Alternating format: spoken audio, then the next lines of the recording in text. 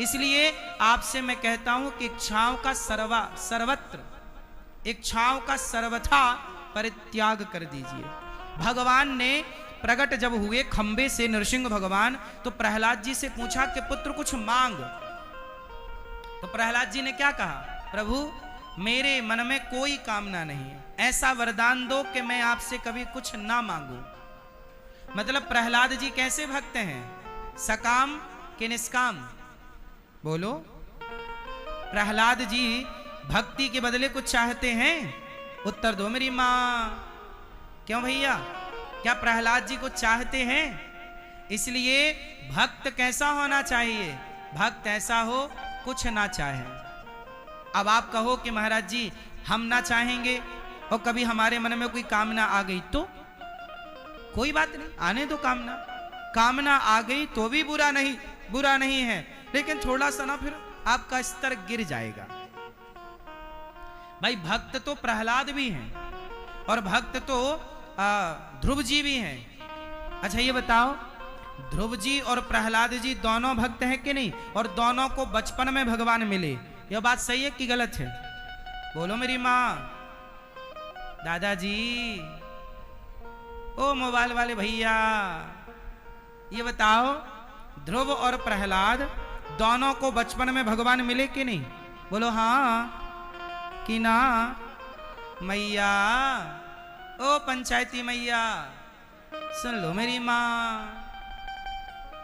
ध्रुव और प्रहलाद दोनों को बचपन में भगवान मिले। चलो एक तराजू बांधी जाए, एक पलड़े पर ध्रुव जी को रखा जाए, एक पलड़े पर प्रहलाद जी को रखा जाए और तौल कर देखा जाए बताओ किसका पलड़ा भारी होगा?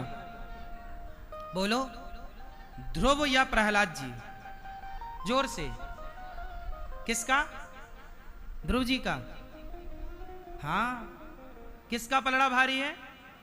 किसका?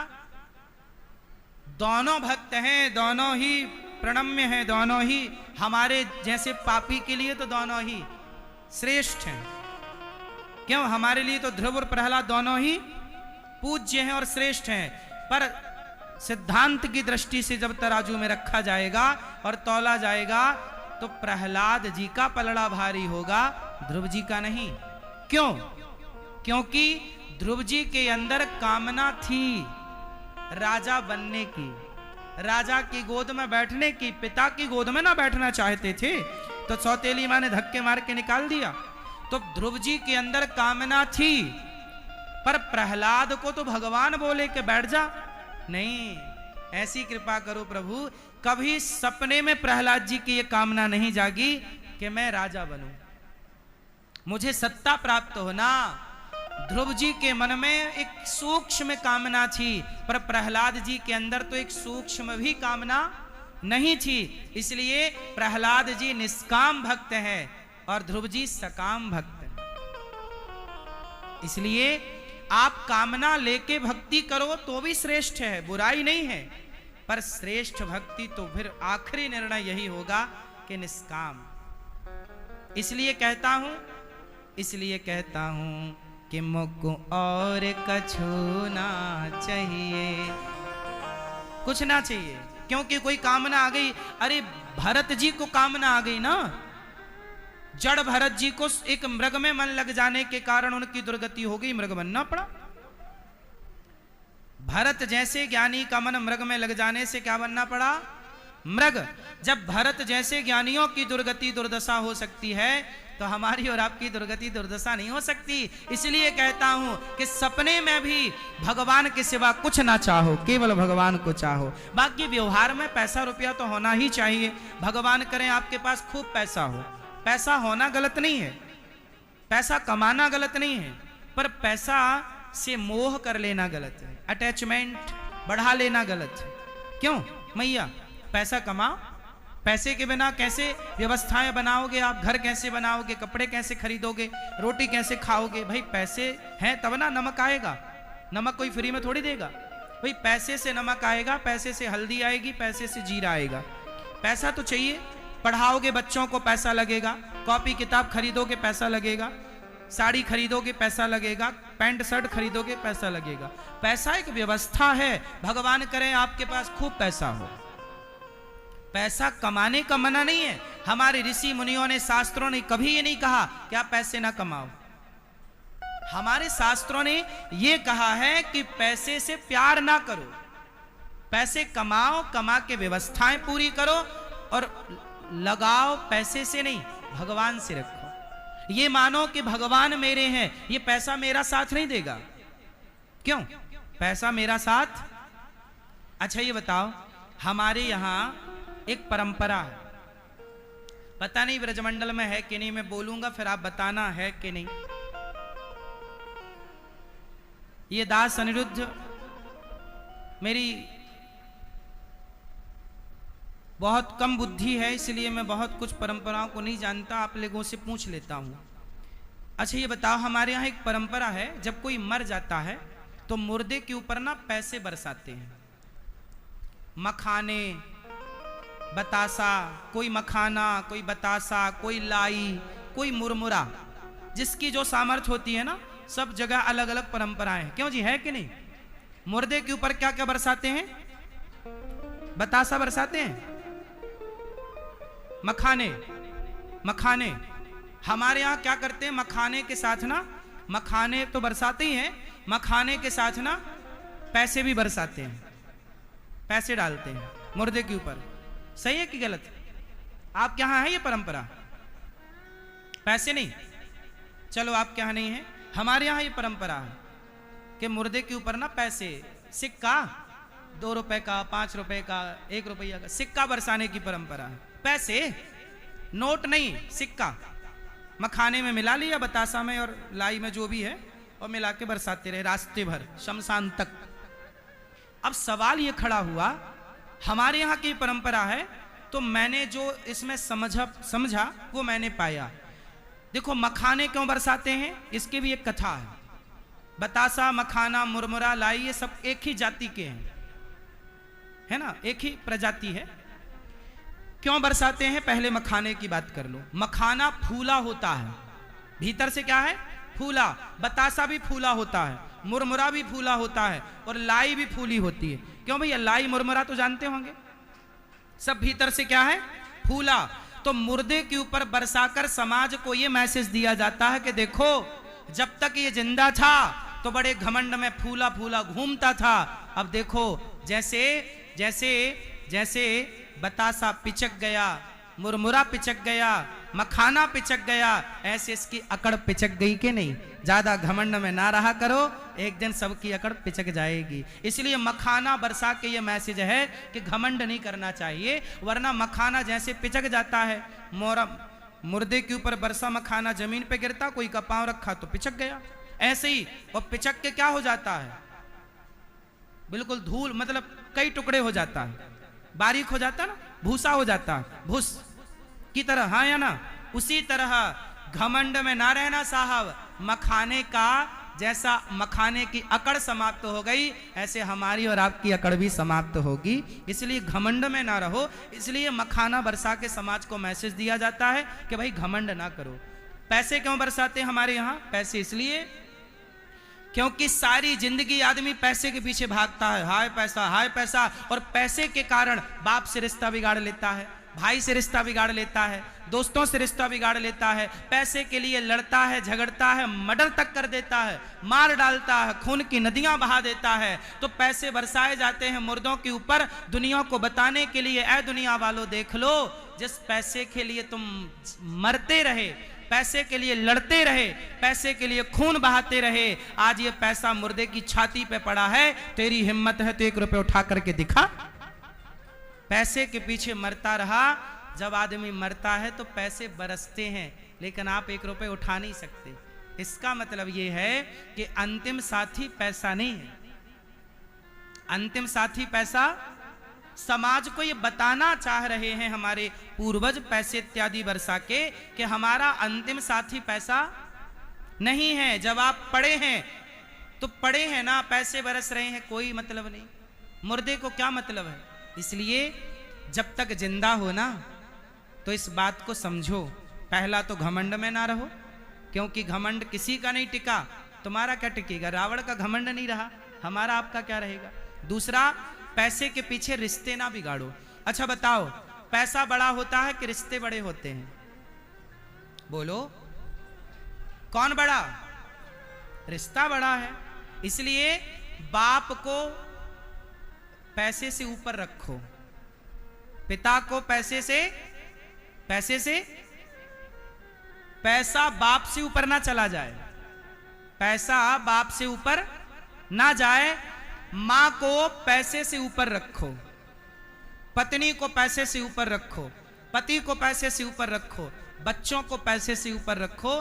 पैसे को रिश्तों से ऊपर मत जाने दो, क्योंकि रिश्ते बड़े हैं, पैसा बड़ा नहीं है। रिश्ते अनमोल हैं, पैसा अनमोल नहीं है। क्यों जी, बात सही है कि गलत है?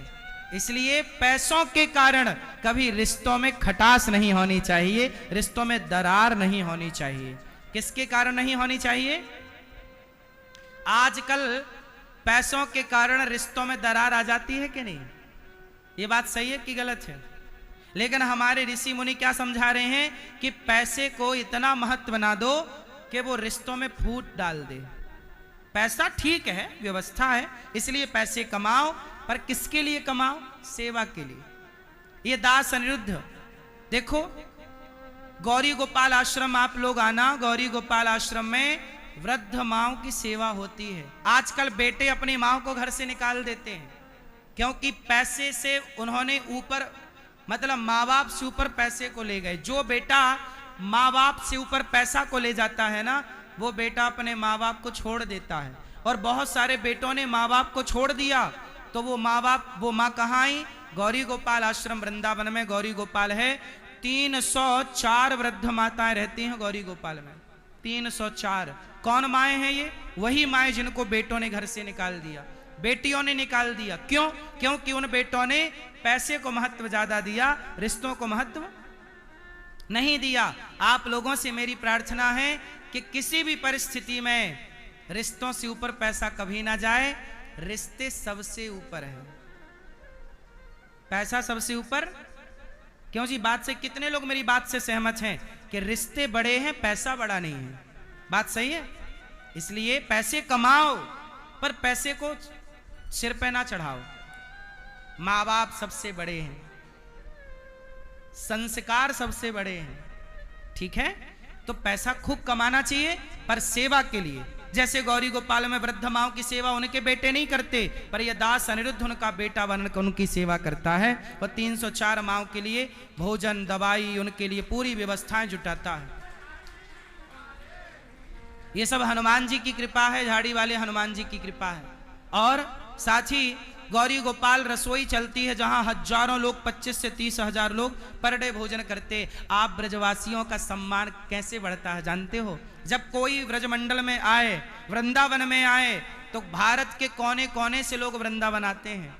और वृंदावन जब आते हैं तो उन्हें गौरी गोपाल में भरपेट भोजन मिलता है, तो सम्मान ब्रजमंडल का बढ़ता है कि भाई ब्रजमंडल में भी ऐसी व्यवस्था है जहां कोई भूखा नहीं जाता। यहां से ये व्यवस्था गौरी गोपाल में है। 24 घंटे रसोई चलती है साहब, 24 घंटे। रात के 2 बजे आओ या दिन के 2 बजे, रात के 12 बजे आओ या दिन के 12 बजे। आप में से कितने लोगों ने देखा गौरी गोपाल की सेवाओं को? नहीं देखा है तो कृपया आकर दर्शन कीजिए।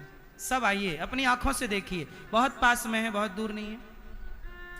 आप ब्रजवासियों के चरणों में मैं यही प्रार्थना करूं कि गौरी गोपाल आओ, और ये गौरी गोपाल ब्रजमंडल की महिमा बढ़ रही है कि नहीं? अब बताइए, आप सब ब्रजवासियों के बीच में कोई अतिथि आएगा तो उसको भोजन कराना, अतिथि देवो भव, अतिथि को भोजन कराना हमारा कर्तव्य है कि नहीं? आप तो ब्रजवासी हो, आपके द्वार तो साधु मधुकरी मांगने आते हैं। जब आपके दरवाजे कोई साधु आता है, मैया रोटी दे दे, तो आप देती हो कि नहीं? तो हम गृहस्थों का धर्म क्या है कि हमारे दरवाजे कोई आए तो भूखा ना जाए। और बताओ, वृंदावन में पूरे दुनिया की आस्था है कि नहीं? है। और वृंदावन में पूरी दुनिया की आस्था है, बड़ी आस्था से लोग वृंदावन आते हैं। और वृंदावन जब आते हैं तो उन वृंदावन में आए भक्तों को पता लगता है कि गौरी गोपाल में निःशुल्क भोजन बढ़ता है। ये ब्रजवासियों का कमाल है कि ब्रजमंडल से कोई भूखा नहीं जाता है, ये ब्रजवासियों का आशीर्वाद है। आप सबका ही तो सम्मान है ये बढ़ने वाला कि ब्रजमंडल से कोई भूखा ना जाए। हमारी और आपकी कोशिश है कि हम ये काम करें कि यहाँ से कोई भूखा ना जाए। तो आज गौरी गोपाल ऐसा है जहां से पूरे ब्रजवासियों का सम्मान बढ़ा रहा है वो गौरी गोपाल।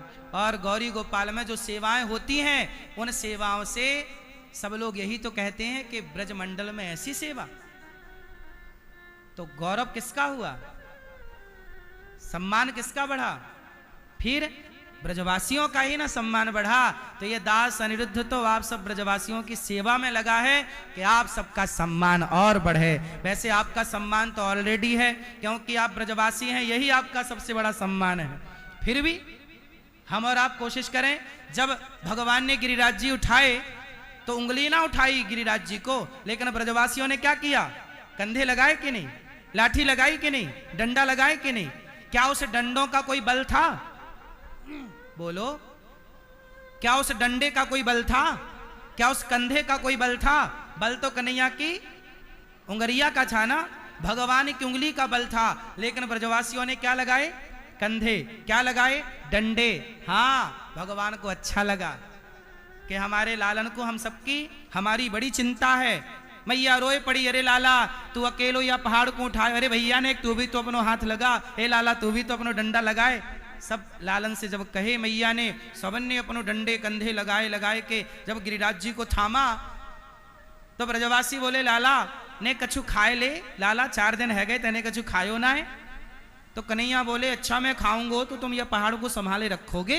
ओ लाला दारी के तैने का समझ रखो या पहाड़ को तैने उठा रखे हो, हम सबन ने या डंडा लगाए रखे हैं, कंधे लगा रखे हैं, तो सब झूठे ही है। भगवान ने कहा तो भैया संभालियो, हमने खा के आ रहे हैं। और जैसी भगवान ने उंगलियां नीचे करी, सारे ब्रजवासियों के डंडे काहे गए, चढ़ चढ़ करके टूट गए। हाँ, सच्चाई तो यही है साहब कि सबके सम्मान का गिरिराज, सबका पहाड़, सबका भार तो भगवान ही उठा करके रखते हैं। लेकिन हम लोग अपने बुद्धि के अनुसार डंडे कंधे लगाते रहते हैं, है ना। हम और आप तो डंडे कंधे लगा रहे हैं ना, बाकी भार कौन उठा रखा है, बोलो, भार कौन उठाया है, भगवान। लेकिन हम लोग डंडे कंधे लगा रखे, तो ये हम लोगों का उठाए हैं हम लोग ये भार डंडे लगा के, ये भी घमंड ही था ब्रजवासियों का। तो घमंड तोड़ दिया भगवान ने गिरिराज जी को जरा सा नीचे करके। सबको समझ में आ गया कि भाई ये भार हमारे, ये पहाड़, ये गिरिराज जी हमारे बल से नहीं, ये तो भगवान के बल से खड़ा है। उसी प्रकार सारा काम तो भगवान के बल से होता है। आप ब्रजवासी को क्या सम्मान चाहिए, आप तो खुद ब्रजमंडल में जन्म लेके अपने आप सम्मानित हो गए, अपने आप सम्मानित हो गए। फिर भी ये दास कोशिश करता है कि हमारे ब्रजवासियों का और मान सम्मान बढ़े, तो आप सबका मान सम्मान बढ़े। इसलिए गौरी गोपाल की जो सेवाएं हैं वो आप ब्रजवासियों का मान सम्मान बढ़ा रही हैं। क्यों जी, ये बात सही है कि गलत है, सही है कि गलत है। तो आप सबका आदर सम्मान बढ़ता ही रहे, सत सम्मान सदा। भगवान श्री कृष्ण तो आपको गले लगाते हैं, मन सुखा मंगल। भगवान से कहता तेरे संग कबड्डी खेलेंगे, भगवान को हरा देते हैं ये लोग कबड्डी में, नहीं, भगवान हार जाते हैं कबड्डी में। मंगल बोला कि चल तू हार गया, अब तू बैल बन, मैं तेरे ऊपर बैठूंगा। ले भैया, जगत के पालनहार को बैल बना लिया मंगल ने, मधुमंगल ने, बोलो हाँ, मन सुखा ने, बोलो हाँ, और बैल बना लिया। भगवान घोड़ा बन गए, बैल बन गए, और मनसुखा बा के ऊपर बैठ के कन्हैया के ऊपर चल मेरे घोड़े, चल मेरे घोड़े। ऐसी लीला कहीं दुनिया में कहीं देखने को मिली।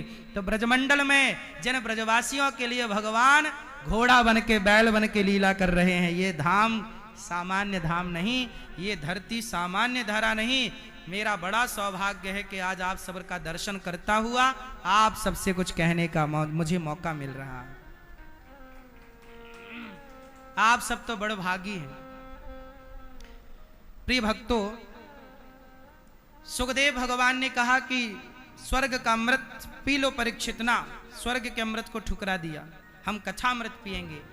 स्वर्ग के अमृत को जब ठुकराया तो देवराज इंद्र को घमंड आ गया कि मेरे अमृत से बढ़ के भागवत जी हैं। तराजू में बांधा, एक तराजू बांधी, तौल कर देखा तो भागवत जी का पलड़ा भारी था। भागवत स्वर्ग नहीं दिलाती। भागवत जी बैकुंठ, भागवत जी भगवान से मिलाती हैं। कौन है ऐसा जो भागवत सुन के भगवान को ना पाया हो? कली काल है, इस कलयुग में हम ईश्वर तक कैसे जाएंगे? हमें थोड़ी कुछ आइडिया है, थोड़ी कुछ पता है। क्या करें भाई, हमें यमुना जी पार करना है और हमें तैरना नहीं आता, तो हम क्या करेंगे? हैं? कूद जाएंगे। मैया क्या कह रही है? कुदा रही हो पुल से, और पुल ना हो तो नाव से। सीधी बात है कि यमुना जी पार करना है, पुल ना हो, तैरना ना आए तो क्या करो? नाव पकड़ो और नाव में बैठो, सहजता से पार हो जाओगे। उसी तरह भव सागर से पार जाना है, और कोई भक्ति जब तब साधन नहीं है तो क्या करें? बोले भागवत की नौका में बैठ जाओ, भव सागर को पार कर जाओगे। ये भागवत वही नौका है जो सहजता से भव सागर से पार लगा देती है। इसलिए केवल भागवत सुनना है। सुनेंगे तो क्या होगा? अच्छा, सुनने से क्या होता है? अच्छा ये बताओ, आप लोग जब गाली सुनते हो तो क्या होता है? गाली सुनते हो तो गुस्सा आता है कि नहीं? क्यों भैया? ब्रजवासियन की तो गाली ही फेमस है। यह गाली भी गजब की दें। नहीं तो ये बताओ कि कोई गाली दे तो गुस्सा आती है कि नहीं? आपको गुस्सा आती है गाली सुन के? नहीं, आदत हो गई है ना। आदत हो गई गाली सुनने की। अच्छा, पूरी दुनिया में इतनी खुल के गालियां केवल ब्रजमंडल में इस तरह की भाव की गाली है और प्रेम की गाली है। कोई अपमान करवे की ताई ना है कि लाला तेरो अपमान हो, ऐसी गाली देना। मीठी गाली है तो आपको आदत है गाली की? आप गाली सुनो हैं? हाँ। अच्छा ये बताओ, गाली सुनने से गुस्सा आता है कि नहीं? कोई बाहर का व्यक्ति आके आपको गाली दे, आपकी कॉलर पकड़ ले और गाली देने लगे, गुस्सा आएगा? सोचिए, एक गाली गुस्सा दिलाती है। गाली कहां से निकली? वाणी से। अंदर कहां से गई? कानों से। अरे कथा भी मुंह से निकलती है और कानों से भीतर जाती है। गाली सुनते हैं ना, तुरंत क्रोध आता है। गाली सुन करके व्यक्ति तुरंत गुस्सा करता है। गाली क्रोध दिलाती है, मन को अशांत करती है। जब गाली मन पर प्रभाव डाल सकती है, मन को अशांत कर सकती है, तो कथा मन को शांत क्यों नहीं कर सकती? गाली प्रभावी है तो गाली से ज्यादा कथा प्रभावी है। इसलिए प्रथम भगति संतन कर संगा, श्रवणम कीर्तनम स्मरणम पाद सेवनम अर्चनम वंदनम दास्यम सख्य आत्मनिवेदनम। पहली भक्ति क्या है? श्रवणम। इसलिए सुनो। प्रविष्टः कर्णरंध्रेण, कानों से ही ना कृष्ण प्रवेश करते हैं, इसलिए कानों से ही कथा। अच्छा ये बताओ, भगवान कहां रहते हैं? सब लोग उत्तर दीजिए। हमारे यजमान जी उत्तर देंगे। बताओ भगवान कहां रहते हैं? कहां? यहां छाती में? एक्सरे करा लें? यदि अंदर होंगे तो एक्सरे में आ ही जाएंगे। जाएंगे कहां? एक्सरे में सब आता है। क्यों मैया? बताओ भगवान कहां है? कहां? कहां? हृदय में? तो एक्सरे कराएं। सुनो, ये सब बातें हैं, भगवान हृदय में रहते हैं, ठीक है। तुलसीदास जी कह रहे हैं सिय राम मैं सब जग जानी। एक दृष्टि ये है कि भगवान सब में है, लेकिन तुलसीदास जी इस बात का खंडन भी कर रहे हैं। कहां कर रहे हैं? सुनो, ये तो आपकी भावना है ना कि आप अपने इष्ट से इतना प्रेम करते हैं कि आप सब में ईश्वर का दर्शन कर रहे हैं। तो सिय राम मैं सब जग जानी, सर्वम खलविदम ब्रह्म, निज प्रभु मैं देखे ही जगत कहीं सन करें विरोध। आप अपने इष्ट से इतना प्रेम करते हैं कि भगवान को आप सब जगह देखते हैं। ये आपकी बात है, ये आपके भक्ति की बात है। तुलसीदास जी कह रहे कि यदि आप में भक्ति है तो प्रहलाद को खंबे पर भी भगवान नजर आ गए। बोलो हाँ, बोलो हाँ, बोलो हाँ। सवाल ये खड़ा हुआ कि क्या खंबे पर भगवान हैं? तो क्या हिरण्यकश्यपु ने जब खंबा तोड़ा तो नरसिंह भगवान आए, तो क्या उसके बाद जेसीबी ने कभी खंबा नहीं तोड़ा होगा? क्या उसके बाद कभी कोई खंबा नहीं टूटा होगा? खंबे तो रोज बहुत टूटते हैं, पर उसके बाद तो किसी खंबे से नरसिंह भगवान नहीं आए। क्यों जी, बात सही है? यदि खंबे में नरसिंह भगवान थे तो प्रकट हो गए, तो जब आपके पड़ोस में खंबा टूटा तो वहां से क्यों नहीं प्रकट हुए? क्यों? क्योंकि भगवान खंबे से प्रकट नहीं हुए। यदि प्रहलाद वहां पर ना होते तो बताओ खंबे में ईश्वर होते? तो कुल मिलाकर ये मत कहो कि खंबे से भगवान प्रकट हुए। अरे प्रहलाद ने कह दिया किस खंबे में भगवान है, तो प्रहलाद के वचन को सत्य करने के लिए, प्रहलाद का विश्वास न टूटे, प्रहलाद का विश्वास था, तो प्रहलाद के विश्वास को साकार करने के लिए, भगवान सत्य करने के लिए खंबे से प्रकट हुए। यदि आपको प्रहलाद की तरह बस भरोसा है, विश्वास है, तो आपके लिए भगवान खंबे पर हैं। और आपको भरोसा नहीं है तो फिर मानो तो मैं गंगा मां हूं और नहीं मानो तो बहता। फिर काय के भगवान, कहां भगवान? क्यों जी, सही है ना गुरु जी? अच्छा ये बताओ, सिय राम में सब जग जानी, एक सिद्धांत ये सब में भगवान है। पर तुलसीदास जी कह रहे हैं, देखो तुलसीदास जी को समझने के लिए ना पूरा ग्रंथ समझना पड़ेगा, तब समझ में आएगा। अब तुलसीदास जी ना एक बात कह के इस बात को, इसलिए इस बात ये किसके लिए है? भक्त के लिए है कि सब में भगवान है।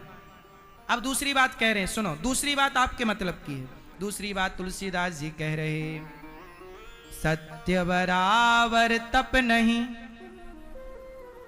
बोलो सत्य बराबर तप नहीं, झूठ बराबर पाप। और आगे की लाइन, जाके हृदय साच है, प्रभुता के हृदय आप। जिसके हृदय में सत्य है उसी के हृदय में ईश्वर है। जिसके हृदय में सत्य नहीं, उसके हृदय में भगवान क्या करेंगे? बोलो। अरे गोपियों की तरह स्थिति होगी तब ना ईश्वर का साक्षात्कार होगा। गोपियों की तरह स्थिति होगी नहीं तो ईश्वर का साक्षात्कार कैसे होगा? सबको खंबा दिख रहा था पर प्रहलाद जी को भगवान दिख रहे थे, तो भगवान को खंबे पर देखने के लिए प्रहलाद जी जैसी स्थिति तक पहुंचना पड़ेगा कि नहीं? गुरु में ईश्वर, नामदेव जी को कुत्ते में विट्ठलनाथ जी नजर आ गए। नामदेव जी को कुत्ते में क्या नजर आ गए? भगवान। अरे भगवान रोटी सूखी ना लेके जाओ, घी चुपड़ के खा लो। कुत्ते में नामदेव जी को भगवान दिख गए, तो बताओ कुत्ते तो हम लोग रोज देखते हैं गलियों में, पर हमें तो कुत्ता ही दिखता है। ये कुत्ता, चल भाग यहां से। पर नामदेव जी को क्या दिखा? बोलो बोलो मैया। कुत्ते में कौन दिखा? भगवान। एक नाथ जी को गधे में कौन दिखा? गधा प्यास से तड़प रहा था, गंगोत्री से पानी भर के लाए, शंकर जी पे चढ़ाएंगे, चलो कावड़ यात्रा है। शंकर जी के मंदिर पास पहुंचे तो गधा तड़प रहा था प्यास से। सबने तो जाके पानी चढ़ाया शिवलिंग पर एक नाथ जी ने अपना कावड़ का जल लिया और गधे के जल मुंह में डाल दिया। लोगों ने कहा, रे इतने दूर आए हो, हजारों किलोमीटर की यात्रा करी है, इतना कष्ट सहा है, शंकर जी सामने हैं, शिव जी पे चढ़ाओ, पुण्य मिलेगा। तब एक नाथ जी ने कहा कि तुम्हारे शिव तो मंदिर के भीतर हैं, हमें तो इस गधे में ही हमारे शिव का दर्शन हो रहा है। और जब वो तृप्त हुआ तो उस गधे से भगवान शंकर प्रकट हो गए। अब बताइए, आप लोग भी तो गधा देखते हो ना, आप लोग भी तो कुत्ता देखते हो ना, लेकिन आपको क्या दिखता है? ये कुत्ता है। क्यों जी, क्या दिखता है? कुत्ता। लेकिन नामदेव जी को क्या दिखा? भगवान। क्यों? क्योंकि वो स्थिति नामदेव जी की है। यदि हम भी नामदेव जी की तरह भक्ति कर लें और अपने को पका लें उस भक्ति की आग में, तो हम भी नाली के कीड़े को देखेंगे ना, तो हमें नाली के कीड़े में भी भगवान का दर्शन हो जाएगा। यदि हम में भक्ति है उस कोटि की, तो उस प्रकार की काबिलियत है तो। वरना गोस्वामी जी कह रहे हैं कि सामान्य प्राणी क्या करे? जाके हृदय साँच है, ताके हृदय आप। एक बात बताओ, आपके हृदय में यदि झूठ है, छल है, कपट है, तो बताओ ऐसे छल कपट वाले हृदय में भगवान बैठेंगे? बोलो। निर्मल मन जन सो मोहि पावा, मोहि कपट छल छिद्र ना। जहां कपट है, छल है, वहां भगवान नहीं है। इसलिए कहता हूं, आप कितने लोग अपने हृदय में भगवान को बसाना चाहते हैं?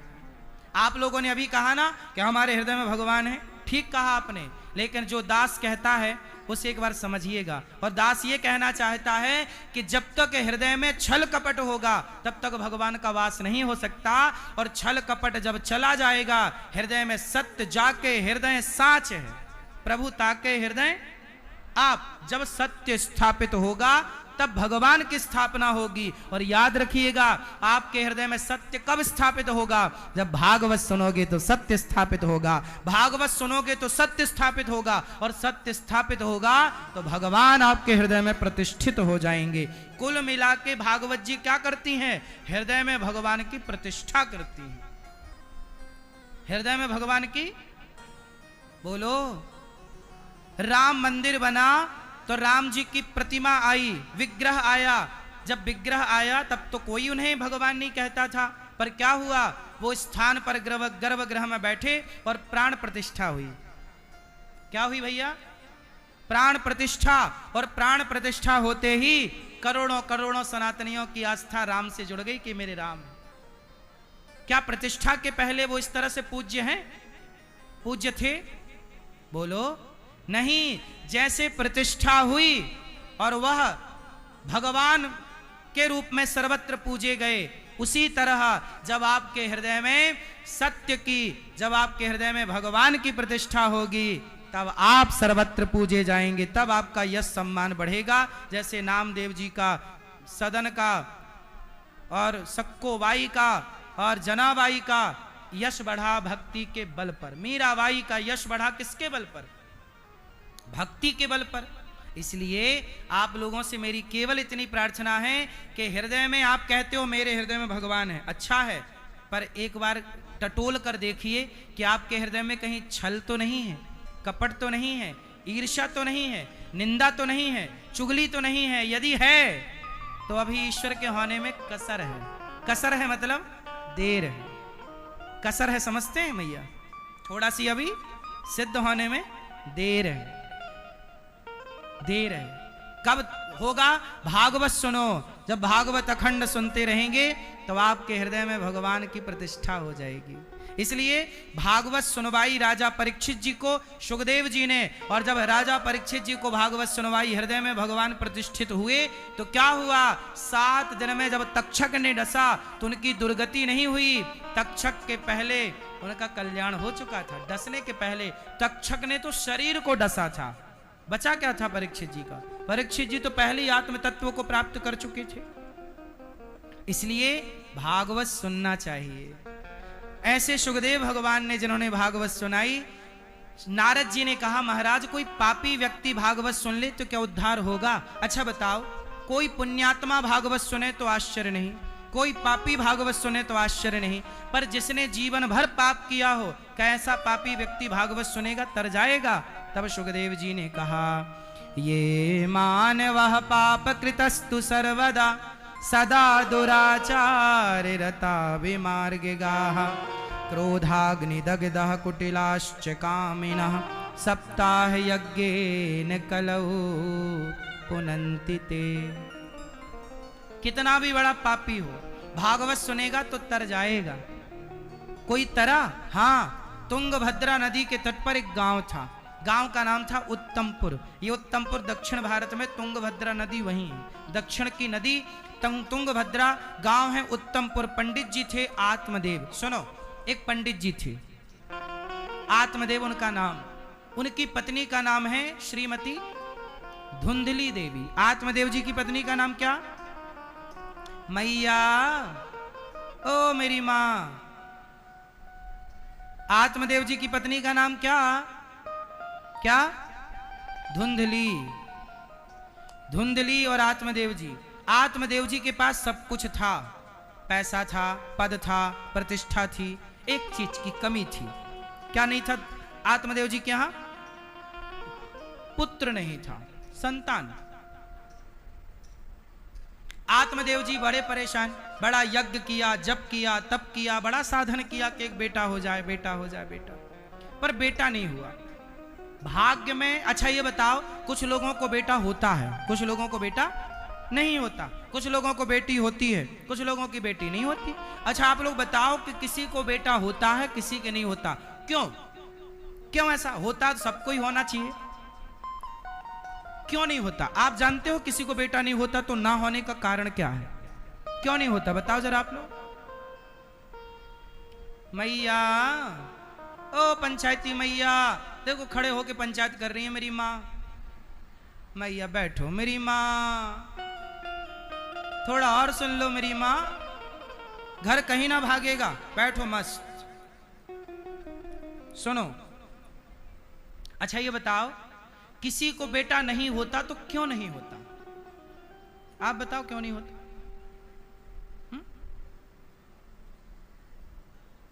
नहीं होता ना किसी किसी को बेटा।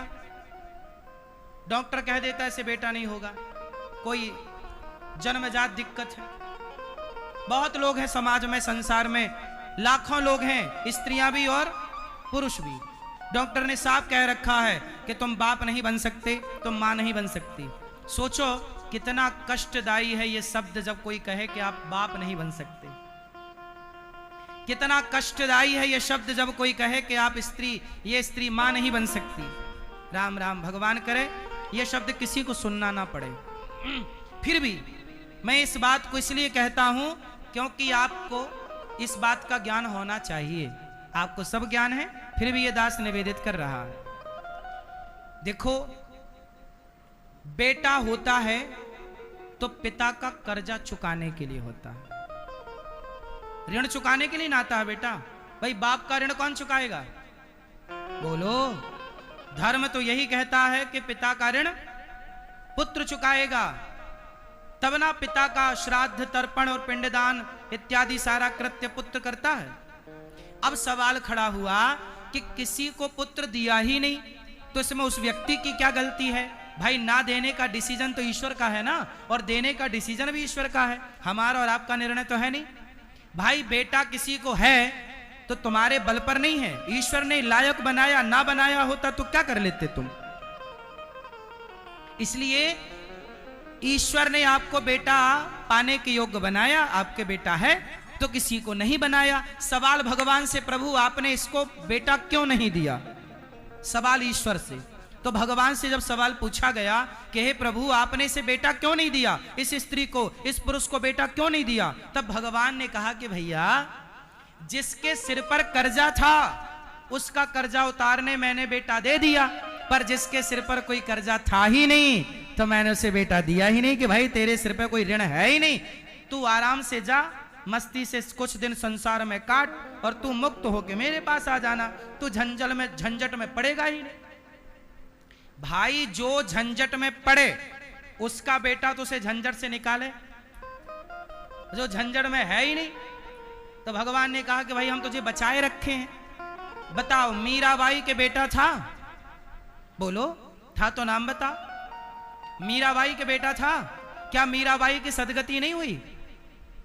लोग कहते हैं कि बेटा नहीं होगा महाराज तो हमारी चिता में आग कौन लगाएगा? अरे भैया आज आग लगाने वालों की कमी है क्या? तुम मरो तो आग लगाने वाले ढेर हैं, आग लगाने वालों की कमी है। आजकल तो आग की जरूरत नहीं, मशीनों का जमाना आ गया, एक तरफ आदमी डालो राख तुरंत हाथों हाथ। फिर इसलिए ये मत कहिएगा, ये मत सोचिएगा कि महाराज हमारे बेटा नहीं होगा तो हमारी चिता में आग कौन लगाएगा। बहुत मिलेंगे। सवाल दूसरा, महाराज जी हमारा बेटा नहीं होगा तो हमारा श्राद्ध कौन करेगा, हमारा पिंडदान कौन करेगा? अच्छा ये बताओ तुलसीदास जी का पिंडदान किसने किया? कबीरदास जी का पिंडदान किसने किया? क्या इन लोगों का कोई बेटा था? ये हमारे साधु जी बैठे हैं यहाँ, संत लोग, इन संतों के कोई संतान है? आप कहते हो बेटा होगा तो पिंडदान करेगा तब हमारा कल्याण होगा, तो संतों को कोई बेटा होता है तो क्या संतों का कल्याण नहीं होता? मीराबाई के बेटा नहीं था तो कल्याण नहीं हुआ? बोलो बोलो। हजारों उदाहरण शास्त्रों में मिल जाएंगे जिनके कोई पुत्र नहीं था पर कल्याण हुआ, नहीं हुआ। इसका मतलब यह है कि तुम्हारा कल्याण बेटे के पिंडदान से होगा, जो होगा वो अलग विधा है। तुम्हारा कल्याण बेटे के पिंडदान से नहीं, तुम्हारे भजन से तुम्हारा कल्याण होगा, तुम्हारी भक्ति से तुम्हारा कल्याण होगा। मीरा का कल्याण बेटे के पिंडदान से नहीं, मीरा की भक्ति से हुआ। तुलसीदास जी का कल्याण तुलसीदास जी के बेटे ने पिंडदान दिया फिर हुआ नहीं, तुलसीदास जी के भजन ने उनका कल्याण किया। साधु संतों का कल्याण उनका बेटा थोड़ी करता है। हमारा कल्याण हमारा बेटा करेगा नहीं, हमारा कल्याण हमारा भजन करेगा। हम जीते जी भजन करें, जीते जी भगवान से नाता जोड़ें, फिर बेटे की जरूरत नहीं है। भाई बेटा तो उनके लिए है जो भजन वजन नहीं कर सकते। चल बेटा तू थोड़ा पिंडदान वगैरह कर देना, तू मेरे नाम का कुछ करते रहना। हम कहते हैं बेटा भी हो आपका, भगवान करे हम तो कहते हैं आपके 10-10 बच्चे हो, हमें क्या दिक्कत है। खूब बेटा हो, हर साल बेटा हो, बढ़िया बेटा हो, लेकिन भगवान करे बेटा ही बेटा हो आपके यहाँ खूब, लेकिन ना होए तो परेशान होने की जरूरत नहीं। ये सोचना कि ये ईश्वर की कृपा है। ईश्वर देकर भी कृपा करते हैं और लेकर भी कृपा करते हैं। देकर भी कृपा करते हैं और छीन कर भी कृपा करते हैं। क्यों जी, बात सही है कि गलत है? भगवान आपको दें तो कृपा है, और ना दें तो भी कृपा है। अच्छा ये बताओ, यशोदा मां का कोई बेटा है तो नाम बताओ। जाया बेटा, जाया मीन्स जन्म का। बताओ क्या यशोदा मैया के बेटा है? यशोदा मैया ने कन्हैया को अपना बेटा मान लिया। कन्हैया तो देवकी के पुत्र हैं। संतों से हमने बाद में कथा सुनी कि यशोदा मां का भी एक बेटा हुआ था, जो बेटा देवकी मां के बेटे में समा गए और दोनों बेटे मिलकर एक हो गए। ये कथा हम बाद में आपको सुनाएंगे, पर अभी व्यवहार में जो समाज को पता है वो तो इतना पता है ना कि यशोदा मां के बेटा नहीं था और देवकी मां के पुत्र को अपना माना। क्यों जी? यशोदा मां ने कृष्ण के सिवा कुछ और मांगा, कुछ और चाहा? उत्तर दो, बोलो। अच्छा एक बात बताओ, देवकी माता को और यशोदा माता को तराजू में रखा जाए और तौल कर देखा जाए, बताओ किसका पलड़ा भारी होगा? किसका? जोर से, जोर से। यशोदा मैया का। क्यों? जबकि जन्म किसने दिया? माता देवकी ने। पर यशोदा मां का पलड़ा भारी क्यों है? उत्तर दो आप। क्यों? पाला पोसा नहीं, पाला पोसा वो तो सामान्य, यहां सड़क के किनारे कोई तुम्हें बच्चा मिल जाए तो तुम उसे भी पाल पोस के बड़ा कर दोगे। ये बात सही है कि मारने वाले से बचाने वाला बड़ा होता है। ठीक बात है कि यशोदा मैया ने पाला। यशोदा मैया ने पाला पोसा इसलिए यशोदा मैया बड़ी हैं, ये भी सिद्धांत है, इसे गलत नहीं कहा जाएगा। लेकिन इससे भी बड़ा एक सिद्धांत है, आप कहो तो दास निवेदित करें। सुनो, भागवत जी में एक कथा आती है कि जब यशोदा मैया के पास से श्री कृष्ण मथुरा गए, कंस को मारा और भगवान द्वारिका गए, तो देवकी माता को पता चला कि मेरा कन्हैया भगवान है। देवकी मां को बाद में पता चला कि मेरा कन्हैया तो भगवान है। तो माता देवकी ने कन्हैया का फायदा उठाया। और क्या फायदा उठाया जानते हो? माता देवकी ने कहा कि हे कृष्ण, जो कंस ने मेरे 6 पुत्रों को मारा था वो पुत्र मुझे वापस लाओ, क्योंकि तुम भगवान हो। क्योंकि मैंने सुना है कि तुमने गुरु सांदीपनी जी के मरे हुए पुत्र को जीवित करके दिया है। भगवान कृष्ण ने मरे हुए पुत्र को जीवित करके दिया था। पता है आपको किसे दिया था? गुरु जी की पत्नी दक्षिणा में मांगी। और भगवान कृष्ण बोले कि गुरु जी कुछ दक्षिणा। सांदीपनी उज्जैन में पढ़े ना, तो पढ़कर लौटे तो भगवान ने कहा गुरु जी कुछ दक्षिणा। कहा माँ से पूछ लो। माँ मतलब गुरु माता। गुरु माता से कहा माता कुछ चाहिए? तो माता ने कहा लाला तुम रुक जाओ, तुम मेरा बेटा बन के रहो। मैया मैं तो नहीं रुक पाऊंगा। तो फिर एक काम करो, या तो मेरा बेटा लाओ। उनका बेटा मर चुका था। सांदीपनी जी के पुत्र की मृत्यु वर्षों पहले हो चुकी थी। कितने पहले? वर्षों पहले मर चुके थे। लेकिन जब सांदीपनी जी की पत्नी ने कहा कि पुत्र चाहिए, तब भगवान स्वयं श्री कृष्ण गए यमराज के पास, उनका सूक्ष्म शरीर लाए और अपने भगवान तो अपने संकल्प से उनका शरीर बनाया और मरा हुआ बेटा जिंदा करके लौटाया सांदीपनी जी के। ये भगवान श्री कृष्ण की सामर्थ्य है। ये भगवान है, मरे को जिंदा कर सकते हैं। फिर जब ये बात माता देवकी को पता चली तो देवकी माता ने फायदा उठाया, लाला तुमने गुरुजी का बेटा जिंदा किया ना, अब हमारे बेटे को जिंदा करो, चलो। अब माँ की आज्ञा कैसे टालें? तो सोचिए सवाल खड़ा हुआ देवकी माता पर के माता कृष्ण जैसा पुत्र पाकर भी क्या और कोई पुत्र पाने की कामना होनी चाहिए? ये बताओ, कृष्ण को पाकर भी क्या कुछ और पाने की कामना होनी सही है? बताओ। हमारे ब्रज में रसिक जन क्या कहते हैं कि भगवान को पा लेने के बाद क्या पाना, मुझको और कुछ होना चाहिए, मेरे तो गिरधर गोपाल दूसरों ना कुछ नहीं चाहिए। क्यों भक्तों यही ना कहते हैं कि हमें भगवान के अतिरिक्त और, लेकिन देवकी माँ ने भगवान से क्या चाहा? पुत्र। अच्छा ये बताओ, यशोदा मैया भी कहती कि कन्हैया तू तो भगवान है रे, तू तो सामर्थ्यवान है, तू जा रहा है तो एक काम कर, मुझे भी एक बेटा दे। क्या कन्हैया यशोदा मैया को मना कर देते? नहीं, पर यशोदा माँ की अनन्यता देखिए। भक्त बहुत होंगे, सभी भक्तों को प्रणाम है, पर ब्रज मंडल के सभी भक्तों में सबसे श्रेष्ठ भक्त कोई है तो माता यशोदा सबसे श्रेष्ठ भक्त है।